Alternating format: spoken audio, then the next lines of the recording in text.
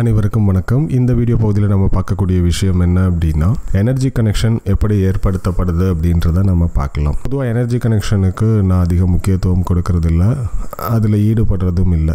ஏன் அப்படின்னா, எனர்ஜி கனெக்ஷன்ன்றது இயல்பாக நடக்கக்கூடிய ஒன்று அப்படின்னு நான் நினைக்கிறேன். அது அவங்கவுங்க நிலைக்கேற்ற மாதிரி நடக்கும், அதற்கப்புறம் காணாமல் போயிடும். அதை பர்பஸாக போய் செய்கிற அளவுக்கு அதில் விஷயம் இருக்கிற மாதிரி எனக்கு தெரியல. பட் சில குருமார்கள் அந்த எனர்ஜி கனெக்ஷனுக்கு அதிக முக்கியத்துவம் கொடுக்குறாங்க. எனர்ஜி கனெக்ஷன்றது ஒரு டெம்பரவரியான விஷயம். ஒரு குறிப்பிட்ட சக்தி நிலைக்கு நம்ம போகும்போது சில மாற்றங்கள் நம்மளுடைய உடல்லையும் மனதிலையும் ஏற்படும். அந்த மாற்றங்கள் ஏற்பட்டு முடிஞ்சதுக்கு அப்புறம் அந்த சக்தியினுடைய இணைப்பு காணாமல் போயிடும். இதில் நிலையில்லாத விஷயங்கள் அதிகமாக இருக்கிறதாலையும் அதிக மனக்குழப்பத்தை ஏற்படுத்துறதாலையும் விழிப்புணர்வு நிலை அடைந்த ஒரு மனிதர்களுக்கு இது தேவைப்படாமல் இருக்கக்கூடிய நிலை இருக்கிறதாலையும் இந்த சக்தி நிலைகளுக்கு நம்ம அதிக முக்கியத்துவம் கொடுக்கறது இல்லை. ஆனால் ஆன்மீகத்தில் ஆரம்ப நிலையில் இருக்கிறவங்களுக்கு இந்த எனர்ஜி கனெக்ஷன் பெரிய அளவுக்கு ஹெல்ப் பண்ணலாம், அவங்களுடைய ஆர்வத்தை தூண்டலாம். இந்த எனர்ஜி கனெக்ஷனை தவறாக உபயோகிக்கிறதுக்கும் வாய்ப்புகள் அதிகம் இருக்கிறதாலையும் இது ஆன்மீக பாதையில் உண்மையை நோக்கி நம்மளை எடுத்துகிட்டு போகுமா, அப்படி எடுத்துகிட்டு போனாலும் அதற்கு எவ்வளவு காலமாகும் அப்படின்ற ஒரு கேள்விகள் எல்லாம் நம்ம முன்வைக்கிறதாலையும் இந்த சக்தி இணைப்புகளுக்கு நம்ம அதிக முக்கியத்துவம் கொடுக்கறது இல்லை. ஒரு விழிப்புணர்வு நிலை அடைந்து நாம் எனர்ஜிக்கும் கான்ஷியஸ்க்கும் உள்ள டிஃப்ரென்ஸ் எல்லாம் உணர்ந்ததுக்கு அப்புறம் இந்த எனர்ஜி எப்படி ஒர்க் ஆகுது அப்படின்ற ஒரு அனுபவத்தை பெறுறதுக்காக நாம் இதை முயற்சி செய்து பார்க்கலாம். அப்படி செய்கிறதுக்கு இந்த எனர்ஜி கனெக்ஷனை எப்படி யூஸ் பண்ணுறது அப்படின்னா, 3 விதங்களில் நாம் யூஸ் பண்ணணும். ஏற்கனவே இதில் ஒரு விதத்தை தான் நம்ம கடந்த 2 நாட்களாக நம்மளுடைய ஆன்லைன் மெடிடேஷனில் செஞ்சுட்டு இருந்தோம். இந்த எனர்ஜி கனெக்ஷன் அப்படின்றது நம்மளுடைய எத்ரிக் பாடி அப்படின்னு சொல்லப்படக்கூடிய நம்மளுடைய எனர்ஜி உடலில் இது நிகழும். சூட்சம இணைப்பு அப்படின்னு தான் இருக்கும். சூட்சமம்னா ஏதோ மிஸ்டிக்கல் அப்படி இல்லாமல் எடுத்துக்காதீங்க. நம்மளுடைய கண்ணுக்கு தெரியாத அளவு அந்த இணைப்பு இருக்கிறதால அதை நம்ம சூட்சமம் அப்படின்னு குறிப்பிடுறோம். நம்மளுடைய எத்ரிக் பாடியில் 3 இடங்களில் இந்த இணைப்பை நம்ம ஏற்படுத்திக்கலாம்.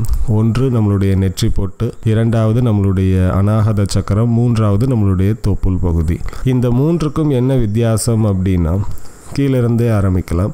நம்மளுடைய தொப்புள் பகுதிக்கும் நம்மளுடைய கர்ம இணைப்பில் இருக்கக்கூடிய மனிதர்கள், பொருட்கள், இடங்கள் இவற்றுக்கும் பெரிய அளவு இணைப்பு ஸ்ட்ராங்காக இருக்கும். அதனால தான் நமக்கு யாராவது ஒருத்தரை மறக்கணும்னு நம்ம நினைக்கிறோம் அப்படின்னா நம்ம எத்ரிக் கார்டை டிஸ்கனெக்ட் பண்ணுங்க அப்படின்னு சொல்கிறோம். எத்ரிக் கார்டு எப்படி டிஸ்கனெக்ட் பண்ணுறது அப்படின்றது இந்த பிண்டாஸ் பாய் சேனலில் சில வருடங்களுக்கு முன்பாகவே நான் வீடியோவாக போட்டிருக்கேன். அது பார்க்குறதுக்கு சிம்பிளாகவும் ஒரு மூட நம்பிக்கை தரக்கூடிய விஷயம் மாதிரியும் எல்லாராலும் ஏற்றுக்கொள்ள முடியாத வகையில் இருக்கக்கூடிய விஷயமா இருந்தாலும் அது உண்மையிலே ஒர்க் ஆகக்கூடிய விஷயம். எனர்ஜியை சென்ஸ் பண்ணி நீங்கள் அதை செய்கிறீங்க அப்படின்னா ஆட்டோமேட்டிக்காக அந்த டிஸ்கனெக்ஷனை நீங்கள் நல்லாவே ஃபீல் பண்ணுவீங்க.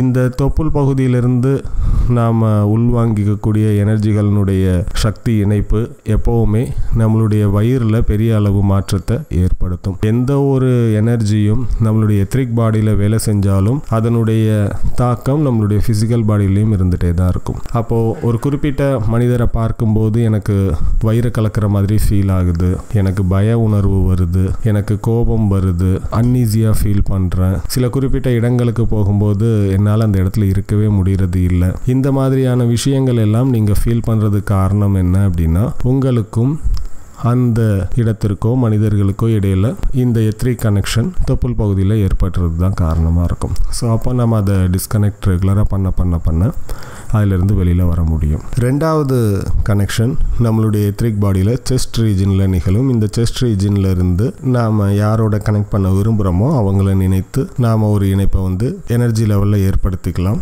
தொடர்ந்து நம்ம அதில் லயித்திருக்கும்போது கான்ஷியஸ் லெவலில் கூட அந்த இணைப்பு ஏற்படும். இந்த இணைப்பு பெரும்பாலும் பாசிட்டிவான எமோஷன் அப்படின்னு சொல்ல முடியாது. பட் நம்மளுடைய ஏக்கம், நம்மளுடைய தேவை, அன்பு, கருணை இதன் காரணமாக ஏற்படக்கூடிய இணைப்பாக இருக்கும். இந்த இணைப்பில் இருக்கும்போது நமக்கு நெகட்டிவான விஷயங்கள் பெருசாக ஏற்படாது. முன்னதாக சொன்ன அந்த பயம், அசௌகரியமான உணர்வு எல்லாம் ஏற்படாது. பட் ஏக்கம் இருக்கும்போது ஒரு பெரிய வெற்றிட மாதிரி ஃபீல் பண்ணுவோம்.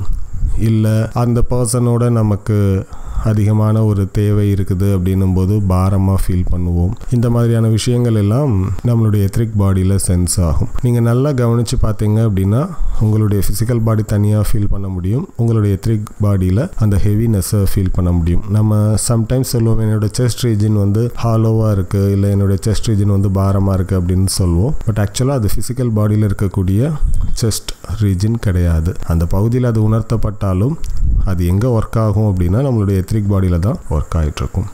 தேர்ட் லெவல் வந்து கான்ஷியஸ் லெவல். ஆக்னா சக்கரா இருக்கக்கூடிய அந்த நெற்றிப்போட்டு பகுதியில் இணைப்பு வந்து ஏற்படுத்தப்படும். இங்கே 2 விதங்களில் இணைப்பை வந்து ஏற்படுத்தலாம். ஒன்று, நாம் நம்மளுடைய ஆக்னா சக்கராவை கான்சென்ட்ரேட் பண்ணிட்டு நாம் விரும்பக்கூடிய நபரினுடைய ஆக்னா சக்கரா என்னுடைய சக்தி நம்மளுடைய ஆக்னா சக்கரா பகுதியில் இருக்கிற மாதிரி நினைத்து பண்ணலாம்.